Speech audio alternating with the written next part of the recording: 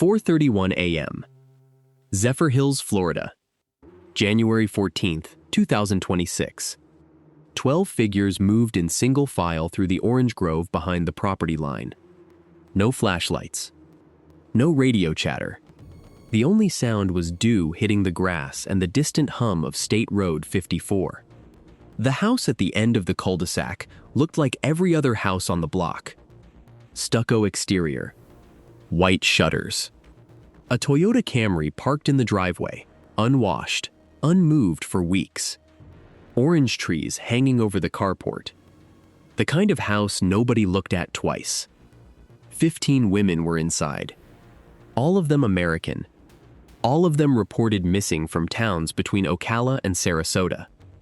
All of them had been there, or in rooms exactly like it, for months. The joint team stacked at the rear exterior wall.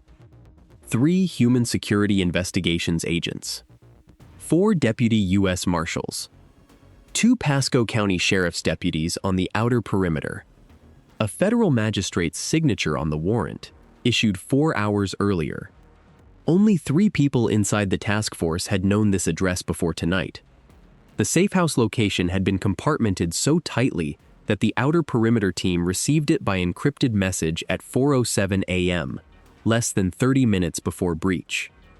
The reason for that level of compartmentation would become clear later.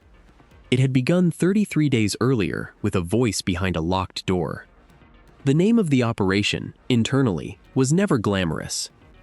Task force coordinators called it a Pasco Joint Surveillance Package. A working file. A thread that needed following. Nobody expected it to become what it became. What it became was a federal trafficking case involving 8 defendants, 15 victims, and a criminal cell that had been operating quietly inside Central Florida's massage industry for the better part of 2 years. But 33 days before the raid, none of that was visible. The whole thing started with a controlled buy inside a strip mall on the north side of Zephyrhills, and a sound that an undercover officer was not supposed to hear. December 12, 2025. 8:47 p.m. Detective Armando Reyes of the Pasco County Sheriff's Office was not running a trafficking investigation that night. He was 3 weeks into a separate narcotics operation involving a suspected pill distribution point operating behind a massage business on Gall Boulevard.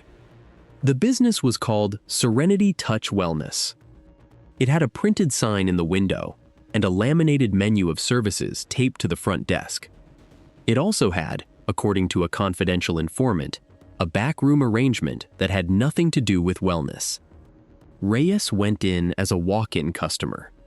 Standard controlled buy protocol. Badge and gun in his vehicle. Recording device in his jacket. The front reception area was ordinary. A woman in scrubs behind a small desk. Ambient music. A waiting area with 2 chairs and a potted plant. Nothing immediately wrong. Reyes paid for a 1-hour service and was shown to a room in the back corridor. The corridor had 3 doors. 2 were open. 1 was closed. And it was from behind that closed door, a door with a standard residential deadbolt installed at mid-frame height, which Reyes noted was unusual for an interior commercial door, that he heard something. A voice. Female. Young. Saying a name. Not a response to anyone. Not a conversation. Just a name, said once, quietly. The way someone says a name when they are alone and thinking. Reyes logged it at 11:14 p.m. He did not breach the door. He completed the buy. He walked out of the building and sat in his car and wrote the name phonetically in his case notebook. The name was Cassie. It meant nothing to him yet. At 1:38 a.m., a Pasco intelligence analyst ran a query, cross-referencing female first names against active NCIC missing adult flags filed in the last 12 months from Central Florida counties. It was a long-shot search. The kind of search that usually comes back empty. It did not come back empty. Cassandra Lee Moreno, 24 years old, from Marion County, Florida, filed missing from Ocala on October 3, 2025. The flag was still open. No resolution. No known location. Her family had last spoken to her by phone on September 29th. She had been working as a home health aide. She had plans to visit her mother for her mother's birthday. She never arrived. One woman's voice saying her own name through a locked interior door. One NCIC hit. That was the entire foundation of what would become a 33-day surveillance operation involving 3 separate federal agencies. Here's what's most surprising about this case. It wasn't the raid. It wasn't the network. It wasn't even the number of victims. It was how long the cell had been hiding in plain sight, and how thin the margin was between Reyes logging that name and the whole thing disappearing entirely. If he had left 60 seconds earlier, or if that door had been in a different part of the corridor, none of what followed would have happened. At 2:45 a.m. on December 13th, Detective Reyes made a protected call to the Homeland Security Investigations Resident Agent Duty Officer for the Tampa Field Office. He relayed the NCIC hit. He relayed the interior door detail. He relayed the deadbolt. The duty officer pulled a supervisor. The supervisor pulled a case agent. By 9 a.m. that same morning, Reyes had been formally attached to an HSI-led human smuggling and trafficking task force working out of a shared space in Tampa. The narcotics investigation he had originally been running was paused. A new investigation file was opened. The operation would run 33 days from that first audio log to the breach. The task force began with what they had: a business address, a first name, and a deadbolt on an interior door. What they needed was a physical picture of the network: who ran it, how many locations were involved, how product and people moved through the system. The first anchor was the vehicle. License plate reader records pulled from Pasco County roadway cameras showed a white Toyota Camry with a Marion County registration making 3 documented transits past the Gall Boulevard address between October and December. The vehicle was registered to a man named in the file as Subject 1, a name that had also appeared in a 2-year-old civil trespass complaint at a separate Pasco County address. The complaint had never escalated. The address was a stucco ranch house on a cul-de-sac in a residential subdivision, 7/10 of a mile from the massage business. That address was cross-referenced against utility accounts. And there the first anomaly appeared. The water account for the ranch house on the cul-de-sac was billed to a property management company registered in Hillsborough County. That company had filed a single annual report with the Florida Division of Corporations in 2023 and had not updated since. Its registered agent listed an address in Ybor City that turned out to be a UPS store. The electric account, however, was billed to a different name entirely. Not the property management company. An individual, using what appeared to be a residential billing address in Lakeland. 2 separate utility accounts. 2 different names. 1 house. That gap, an addressing inconsistency that most analysts would have filed as a data entry error, became the second hard anchor of the investigation. The third came from a locksmith. Task force analysts ran a search of service calls associated with the ranch house address through a business records subpoena. The subpoena came back with one match.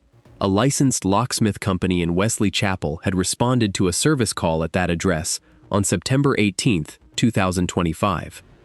The job record noted the installation of a residential-grade deadbolt on what the service ticket described as an interior bedroom door. The customer had paid cash. The notation on the ticket read, "Customer requested maximum security grade, non-standard installation." A deadbolt on an interior bedroom door. Non-standard grade. Paid in cash. The same configuration Reyes had observed at the massage business. You'd think a detail like that on a service ticket would have triggered something earlier. It didn't. The locksmith had no reason to flag it. It was a legal service, legally performed, on private property.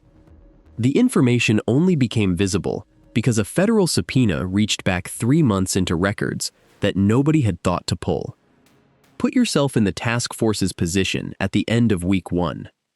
They had a NCIC hit, a car, a utility gap, and a locksmith receipt. They had no visual confirmation of any victim inside either location. They had no cooperating witness inside the operation. They had a name heard through a door. That was not yet enough for a warrant on the residential address. What it was enough for was sustained surveillance. The task force established static and mobile observation of both the Gall Boulevard business and the ranch house beginning December 15th. 3 cleared investigators on rotation, using vehicles registered to non-law enforcement companies. No unmarked police cars. No visible equipment. Over the first 10 days, the surveillance team documented a rotation pattern. The Toyota Camry moved between the ranch house and the massage business on an irregular schedule, never the same day twice, never the same time of day. 2 other vehicles, a gray Honda Pilot and a dark blue Dodge Caravan, also appeared in the rotation, logging transits between the Gall Boulevard address, the ranch house, and 3 other locations: a budget motel on State Road 54, a second residential address in Dade City, and a commercial storage facility in Land O'Lakes. 5 locations. A loose web. At this point, the task force supervisor made a call that would shape the rest of the investigation. Rather than request immediate entry on the massage business, where there was already a plausible warrant basis, the decision was made to hold. Let the surveillance build. Map the full network before touching any node. If they moved too early on Gall Boulevard, the rest of the operation would scatter. That decision was not made without friction. An obstacle emerged in week 2 that almost collapsed the timeline entirely. On December 23rd, the licensed recording equipment that the surveillance team had positioned on a utility pole adjacent to the ranch house failed. A firmware update to a county traffic management system had inadvertently pushed a signal conflict to the monitoring frequency. The device went dark at 9:12 p.m. and did not come back online until the following afternoon. 19 hours of surveillance gap, right in the middle of the holiday period, when movement at the house had been increasing. The task force had to improvise. 2 agents took up manual position in a vehicle parked at the far end of the cul-de-sac for an 11-hour overnight shift. They documented 3 vehicle transits and logged 4 individuals entering and leaving the property. The logs were thin but unbroken. The gap in the electronic record was covered, barely. The surveillance held. By December 28th, the picture had clarified enough to bring the case to federal prosecutors. The task force had documented, across 13 days of observation, what appeared to be a coordinated 8-person operation, running multiple women through a rotating pipeline of the 5 identified locations. The massage business was the public-facing front. The ranch house appeared to function as a primary holding location.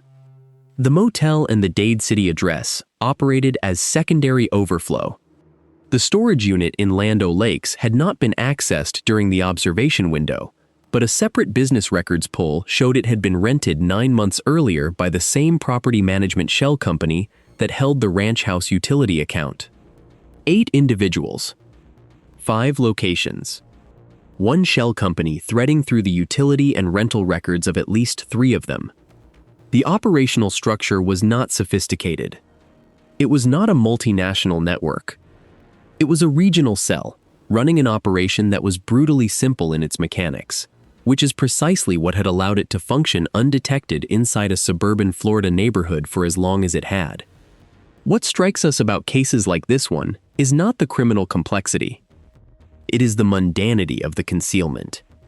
A strip mall wellness business. A Section 8 rental with rotating tenants. A property management company that existed only on paper. The infrastructure of normalcy is what made it invisible. Nobody looks at a stucco ranch house with orange trees in the driveway.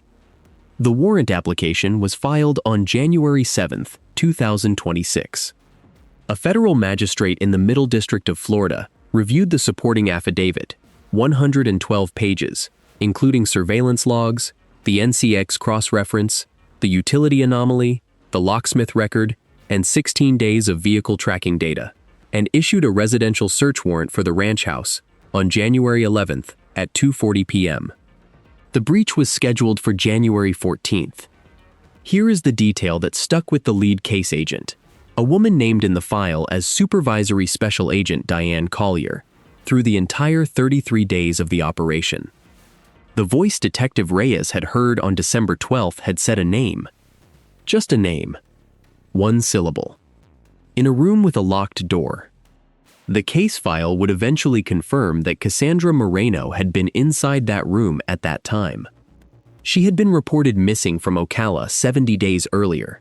She had been transported across 3 counties, through at least 4 of the 5 identified locations, during those 70 days. She had not been found because no one had been looking in massage businesses off Gall Boulevard in Zephyrhills. That is the part of this case that the paperwork does not fully capture. The operational planning for the January 14th breach went through 4 drafts. The core tactical question was how to structure a simultaneous multi-location operation that would prevent any one node alerting the others. The 5 locations were spread across a 30-mile radius. A sequential approach, hitting one address, then moving to the next, was rejected. If any defendant at the ranch house had communication with anyone at the Dade City address or the motel, the window for a clean sweep would close within minutes.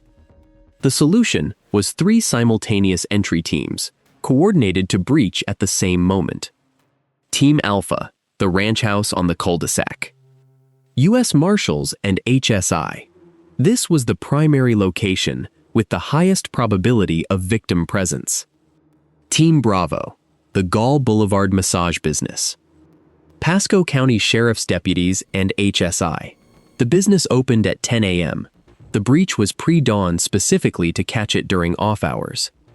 Team Charlie, the Dade City residential address. 2 additional HSI agents and a Tampa-based Marshals unit. The motel and the storage unit were flagged for sequential entry following confirmation of the primary breach. The Marshals' lead on Team Alpha was a deputy named in the file as Thomas Grubb. Grubb had been briefed on the case at a 48-hour call-in.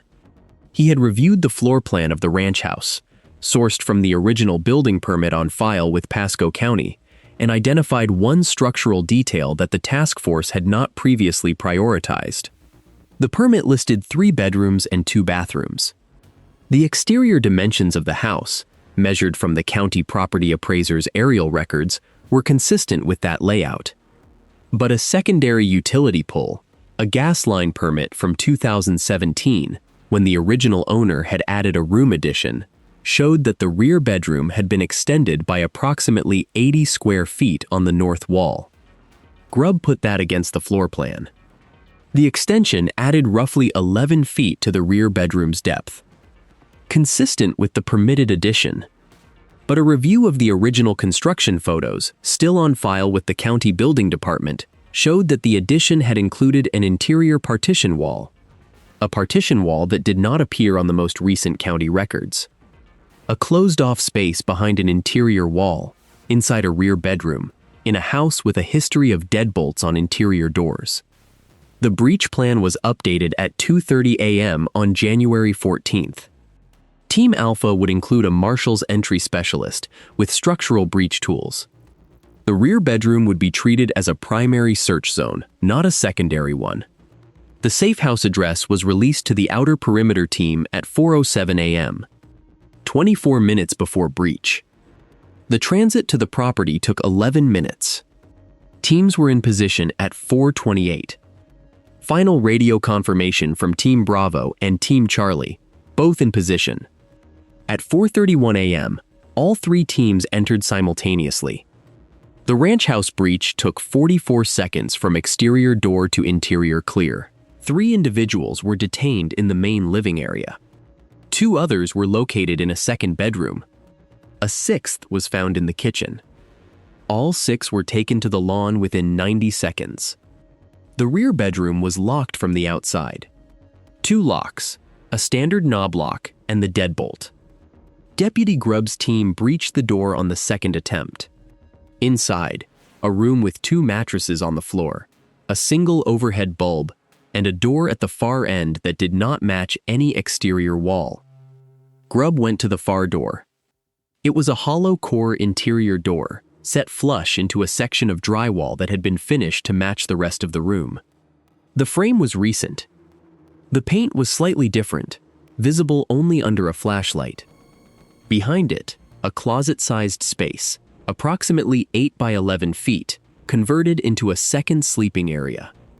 A false panel room built inside the permitted addition. 8 women were inside. All 8 were in the process of being transferred to outdoor staging within 6 minutes of breach. The main bedroom yielded 7 more women, held in the room proper, not in the false panel. 15 total, matching the task force's highest estimate. All 15 were American citizens. Their ages, confirmed through subsequent identification, ranged from 22 to 26 years old.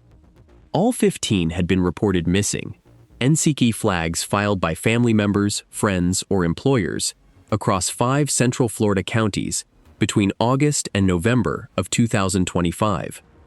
The earliest missing person report had been filed on August 19th. The most recent, 11 days before the raid. Medical personnel arrived on scene at 4:53 a.m. 3 county EMS units had been pre-positioned 2 blocks from the property. All 15 women received on-scene evaluation. 7 were transported to regional hospitals for additional care. The remaining 8 were transferred to a federally contracted medical facility in Tampa. None of them walked past the camera-equipped news vehicles that arrived at the perimeter 2 hours later. The department's Public Information Office confirmed only that a federal warrant had been executed and that multiple individuals were in custody. Cassandra Moreno was among the 15. She had been missing for 103 days. At the Gall Boulevard address, Team Bravo found 2 defendants inside the business and secured the premises without incident. The massage business had a second locked interior room, consistent with what Reyes had observed 33 days earlier. The room was unoccupied at the time of breach. Forensic teams began processing the space at 5:40 a.m. Team Charlie at the Dade City address made no victim contact. The address was occupied by 1 defendant, who was detained, and a large volume of financial documents, phones, and 2 laptops. Those materials were bagged for digital forensics. 8 defendants total, across 3 simultaneous entries. 6 at the ranch house. 2 at the massage business. 1 at Dade City. The motel room on State Road 54 was reached at 6:21 a.m. It was unoccupied. The storage unit in Land O'Lakes was sealed by a county deputy, pending a separate warrant. That warrant was issued by 9 a.m. Unpopular opinion, and we'll say it plainly, this operation should not have taken 33 days. The NCIC flag on Cassandra Moreno had been active for over 2 months before Reyes logged that audio. The shell company threading through the utility records was not sophisticated. It was a 2-line corporate filing with a UPS store address. The deadbolt configuration at the massage business was visible to any responding officer. The infrastructure of this cell was not built to resist scrutiny. It was built to avoid attracting it. Those are different things. The system's failure was not that the cell was clever. It was that no one had reason to look at a strip mall wellness business and a stucco rental house at the same time until a detective sat in a hallway and happened to hear a name. What that means for the 15 women who spent weeks and months inside those rooms while the NCIC flag sat unanswered, that is the question the court documents don't address. The federal indictment, filed in the Middle District of Florida on January 15th, named 8 defendants on counts including conspiracy to commit forced labor, transportation of persons for illegal activity, and use of a facility in interstate commerce. Additional charges related to the shell company's role in financial transactions were filed on January 22nd, bringing the charging document to 31 counts across all defendants. The defendants' names are not used here. The indictment is a matter of public record. What the indictment describes in the flat institutional language that federal charging documents require, is a 2-year operation running young women through a rotating system of controlled locations inside Pasco, Hernando, and Marion counties. The Gall Boulevard business had been operating since March of 2024. The ranch house had been used since July. The Dade City address since September. Most people assume operations like this one are run by large, professionally structured criminal organizations. The evidence in this case tells a different story. The 8 defendants had known each other, in various configurations, for years. Several had prior Florida criminal histories involving unrelated offenses. None had federal convictions. The financial infrastructure, the shell company, the separated utility accounts, the cash locksmith payments, was constructed not by a sophisticated legal team, but by individuals who had learned from prior state-level arrests what scrutiny looked like and how to avoid generating it. They were not experts. They were practiced. The digital forensics from the Dade City laptops and phones yielded a financial picture that investigators described in court filings as consistent with 18 months of sustained operation. The storage unit in Land O'Lakes, when entered under the second warrant on January 14th, contained records and materials spanning the full operational period. Several of those materials referenced locations and individuals outside the 5-location network documented during the 33 days of surveillance. That reference became significant. The cell, as mapped during surveillance, had operated across 5 locations in a 30-mile radius. The materials in the storage unit referenced a 6th location, a property in Citrus County, north of the operational area, that the task force had not previously identified. A query run against the property records showed it had been rented through the same shell company that held the ranch house utility account, beginning 6 months earlier. Teams arrived in Citrus County on January 16th. The property was unoccupied. Signs of prior occupancy were present. No individuals were located. The Citrus County location remains an open thread in the investigative record. Agents have declined to characterize its prior use for the public record, noting only that it was associated with the same defendants and the same financial infrastructure. Whether a 7th or 8th location exists in this network, investigators have not closed that question publicly. We've gone through the federal court filings and the task force logs, and the Citrus County thread has not been resolved in any document released through the end of January 2026. By noon on January 14th, the Gall Boulevard massage business had been sealed with federal evidence tape. A Florida Department of Health notice was posted on the exterior door. The sign that had advertised Serenity Touch Wellness was removed by investigators and logged as evidence.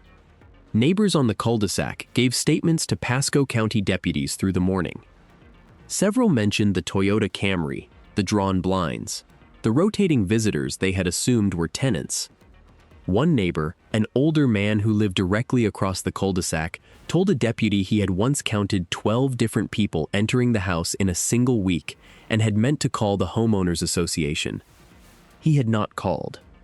There is a line in the federal affidavit supporting the arrest warrants that reads, in part, as follows: "The property presented the outward characteristics of a Y-occupied residential rental with rotating short-term occupancy, consistent with normal neighborhood activity in this census tract." That sentence is the government's own description of why the house had not previously drawn investigative attention. It looked normal. In a neighborhood full of rentals and rotating residents, it was invisible. The common version of events in cases like this one tends to credit the investigation's success to careful federal planning. That is not wrong, but it elides the actual trigger.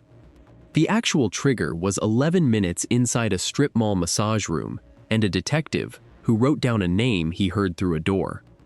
The task force's 33-day timeline was built on that name. Every warrant, every surveillance log, every early morning vehicle observation, every subpoena to a county records office and a locksmith company in Wesley Chapel, it all traces back to December 12th at 11:14 p.m. and a sound that Reyes was not supposed to be listening for. Supervisory Special Agent Collier, in her closing case summary submitted to the Tampa field office, noted that the operation had been made possible by a fortuitous intersection of an unrelated investigation with an active missing person flag. The language is precise and institutional. What it describes, stripped of the passive construction, is luck meeting preparation in a hallway. The 8 defendants appeared in federal court in Tampa on January 16th. All 8 were detained pending trial on the basis of flight risk and the weight of the evidence. The presiding magistrate, reviewing the financial picture from the Dade City materials, ordered additional asset tracing on the shell company and any affiliated accounts. As of the date of this account, those asset proceedings are ongoing. Investigators have publicly confirmed that the shell company's registered bank account, identified through the initial utility subpoena, had been substantially drained in the days following the January 14th raid, a transfer that occurred after the breach was executed but before the financial freeze order was processed. The amount transferred has not been disclosed in public filings. That transfer is the unrecovered thread. The network's operational funds, the financial proceeds from nearly 2 years of running 5 locations across 3 counties, are not in the frozen account. They are somewhere. The case agents know this. The federal prosecutors filing the asset forfeiture supplemental know this. The defendants who have since retained legal counsel know this. Where the money went is an open question in the investigative record. The 8 defendants face a maximum of 20 years on the lead conspiracy count. Federal sentencing guidelines on the additional trafficking-related charges run consecutive. Several of the defendants, based on the evidence documented in the storage unit and the Dade City materials, face exposure on multiple counts that could combine to significantly exceed the lead charges ceiling. Plea negotiations, according to court records filed through late January 2026, had not resulted in any agreements as of the last available public docket entry. The trial date has not been set. Cassandra Moreno went home to Marion County. Her family had been notified through Pasco County Victim Services on the morning of January 14th, before sunrise, before the news vans arrived at the perimeter, before the department issued its first public statement. The notification call was made at 5:18 a.m. Her mother answered on the second ring. The other 14 women were similarly notified through case-specific victim services contacts. Their names remain sealed in the court record at the request of federal prosecutors. Their hometowns, Ocala, Brooksville, Inverness, Sarasota, Bradenton, and others, are reflected only in the geographic notation of the NCIC flags that had sat open for between 43 and 103 days. The investigation had formally closed its active surveillance window. The massage business on Gall Boulevard is shuttered. The ranch house on the cul-de-sac has been processed, documented, and released back to the property management shell company, which is itself now the subject of a separate federal proceeding. The orange trees still hang over the driveway. The Toyota Camry was towed the morning of the raid and is currently in federal impound in Tampa. The Citrus County property is empty.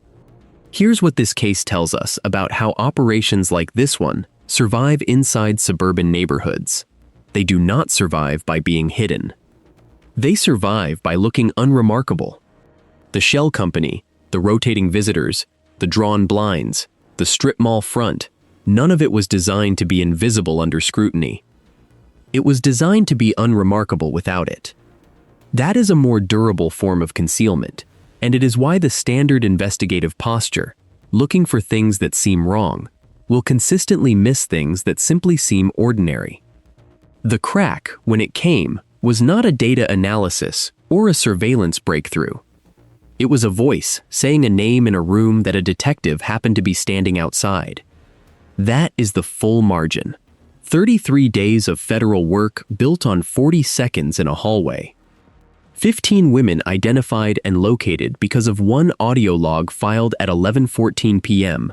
on a December night by a detective who was there for something else entirely.